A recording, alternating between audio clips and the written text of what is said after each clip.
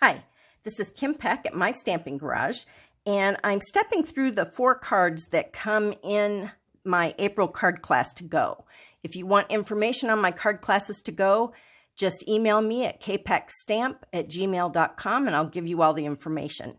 For those of you that have already purchased the kit, you will notice this is the 4th card in the kit, so on your flyer it will be the last one. And for this one, the picture makes it very hard. I hope you can see it here. There is a lapel here, but it was very hard to get it in the photograph. I tried several times and just didn't have a lot of luck. So I'll step you through and show you where that goes. So you're going to get out your cardstock and be very careful with these little teeny buttons. You're going to need one of these strips, one of your pockets, the front of the card with the little V cut out. These were all cut using the suit and tie dies.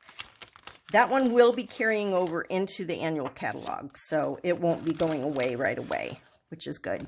I haven't had a lot of time to play with it yet, and this is very fun. The only thing that will be going away, there is a paper that goes with this set of dies, and also a stamp set, but the dies have, or the paper has different plaids that are masculine plaids. It's really cute. So that may be something if you want that. It is in the mini catalog and will be available while supplies last, excuse me, through June. Okay, I think I have all my pieces. Nope, I don't. This one has a lot of pieces. So we've got the center of our bow, and last but not least, the lapels. So let me show you all the pieces you need for one card. I'm going to move this out of the way. You're going to need your base and your paper for the inside and one for the outside. You're going to need this piece that's going to be the front with the cutout. You're going to need your lapel. You're going to need this little piece that acts as kind of the front of the card.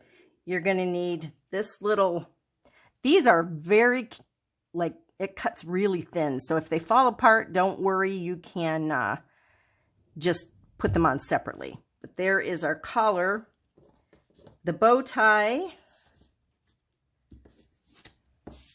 with the center, your pocket with the little handkerchief.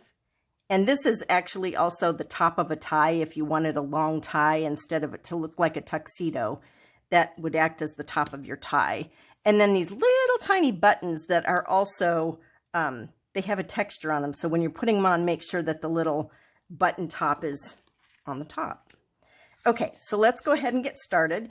We are going to fold our cardstock.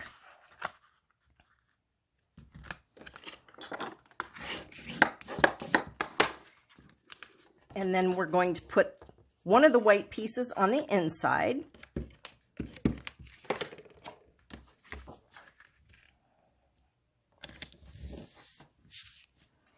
And then one of the pieces on the outside. And you can go ahead, before you put this on the front of your card, I would recommend taking this piece because it's going to be too long for the cardstock. It is meant to be used a lot of different ways, and so they made it longer than what we might need for this kind of a card.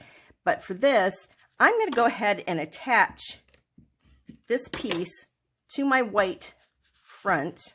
Oh, I keep getting that paper moving around. Okay, so I'm going to attach that, and I'm actually going to take it down just a little ways because my collar is going to leave a little open space up there, and I don't want it to overlap. So I took it about 1/4 of an inch from the top, took it clear down to the bottom, and then I'll just snip off that extra piece. Okay, hopefully yours is straighter than mine. Mine's a little crooked, but I think it'll be all right. Okay, the next piece I'm going to put on is this front piece that has the V cut out of it. And I did cut this just a little wider than this white piece so that it wouldn't be too hard to overlap it. I didn't want the white to show. So I'm going to go ahead and put this guy on the front of the card. And then I'm going to put this piece over the top and just overlap it a little bit so that it doesn't show the white cardstock through. It is almost the size of the card base. Not quite, but almost. Okay, and then we're going to put our collar on. And with this one, it can go either way, but this is the way that I believe it's supposed to go. This is going to be straight across at the top. And I didn't cut that quite short enough, but once I get my bow tie on, you won't see it anyway. Okay, so I'm going to put these flat sides clear up against the top of the white shirt, like so. So there's our collar with the shirt, and then I'm going to go ahead and put my bow tie on. And with the bow tie, I did pop that up, so I used 2 dimensionals, 1 on each side. Or you could put 1 in the middle if you want the sides to kind of pop up a little bit. So either way works. Oh, I have a textured bow tie. Okay, so the bow tie is going to go there. And then you're going to put this center piece over the middle of it. So, like that. And then I'm going to put this piece on. And with this piece, I'm going to be careful about which side is which. You can usually tell how it was cut because the sides go down a little bit. It'll still fit either way. You can adjust it. So it'll be fine no matter which side you use. And I'm going to put some adhesive on there. And I am going to put just a tiny little bit of adhesive down in this V. I don't know if you can see that. I put some right at the V. Otherwise, that bottom will swing around. So I'm going to start at the V and just work my way up along that V on the front of the card. And if you want to, if you would like those lapels to stick up, you could even put like a dimensional under one side of it. So if I put one here, it would have that pop up a little bit. It would give a little more dimension to the card. It's kind of up to you. I didn't do that on my sample, but maybe I will on here so you can see the difference in how it looks. So I'm just going to pop one dimensional under this piece in the middle.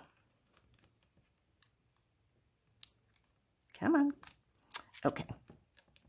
Let's see how this looks. I haven't tried it yet, so we're experimenting together. Oh, I kind of like it popped up.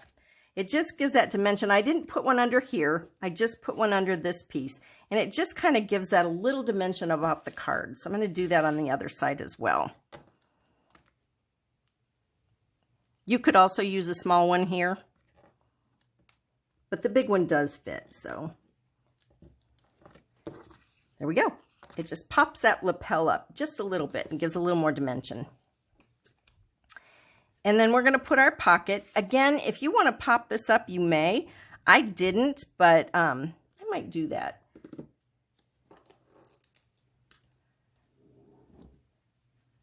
And I am going to put my handkerchief in. You know what? Maybe I'll slide it under once I put my pocket down. So go ahead and put your pocket where you want it, or leave it off if you don't want a pocket. And then I'm going to put a little bit of adhesive on this, and I'm going to put it the small side up and just tuck it down in there. There we go. And then last but not least, your little buttons. And for the buttons, I used, come off of there. I used my liquid glue for that. It just works the best. I'm going to put my glue where I want it, and I'm going to start with the middle so that I can make sure my buttons are even above and below. When you have a group of 3, it's always the best to start with that middle one. And then my pick tool. And again, watch these buttons. They do have a side that's embossed that has little like hole looking things. So it actually looks like a little button. I'm going to put that there. This one here. And with this glue, you do not need very much. This is the Tombow multi-adhesive glue that we use, that we sell. So there is your finished card. And with this one, I am going to put the saying on the inside. And I probably wouldn't pop it up on the inside. If you pop the outside up a little bit, just put it down flat. But you get to choose the saying. And if you want to write here, you could put your saying over here. So there is our finished tuxedo card. I hope you like it. And thank you for watching.